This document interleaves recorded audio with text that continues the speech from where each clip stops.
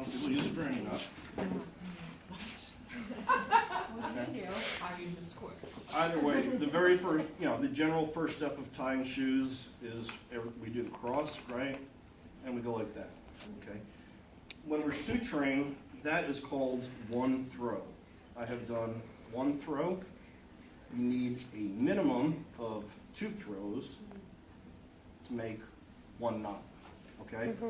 One throw won't do it, okay? 3 throws will make a knot and a half. 4 throws make 2 knots, so on and so forth. You got that? Okay. So we always, like when we're tying our shoes, we do 1 throw. But we need 2 to complete a knot. The difference between a granny knot,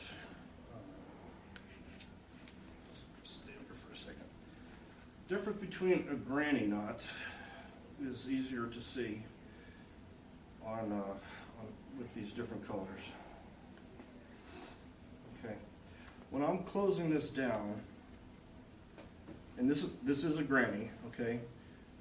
If you look, like, let's just look at the blue. See how, like, the blue, it's coming up through this loop, but it's going over on this side, like this side's underneath this red, this side's over the red, and vice versa on this side. This red side is over, this red side is under. This is a crap knot, and even if I tighten it down, if I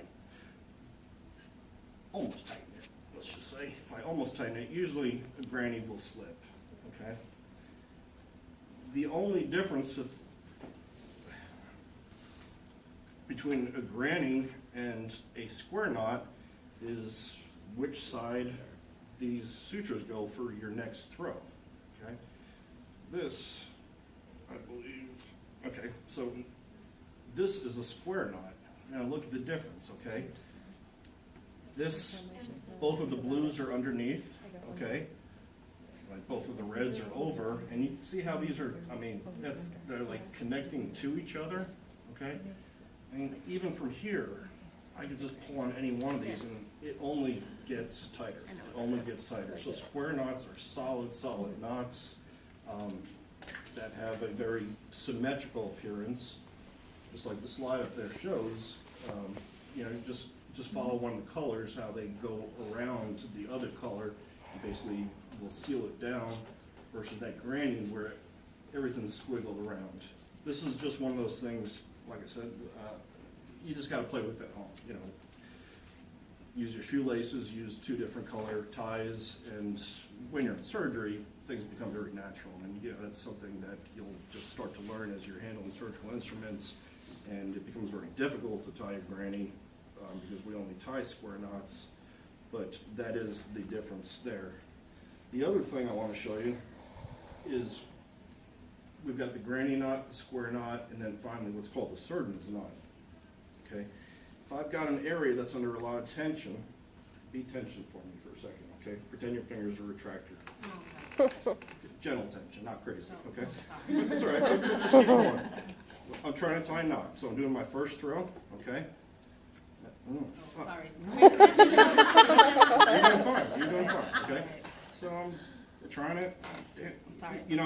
You're doing what I want you to do. Okay. You're working with what I want you to do, okay? The bottom line is there's tension, okay? Keep your finger here. I'm not done with your finger.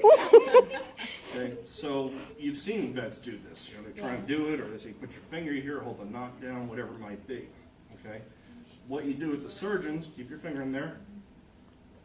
1 throw, 2 throws.